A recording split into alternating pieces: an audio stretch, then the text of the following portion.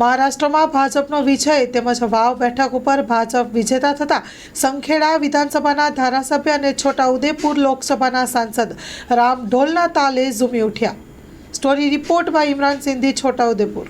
આજે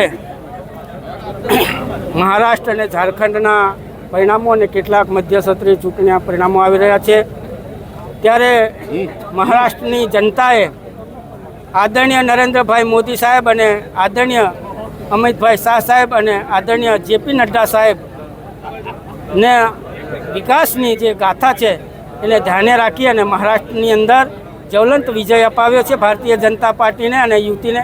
તે બદલ સમગ્ર કાર્યકર્તાઓનો આભાર માનું છું અને અભિનંદન પાઠવું છું।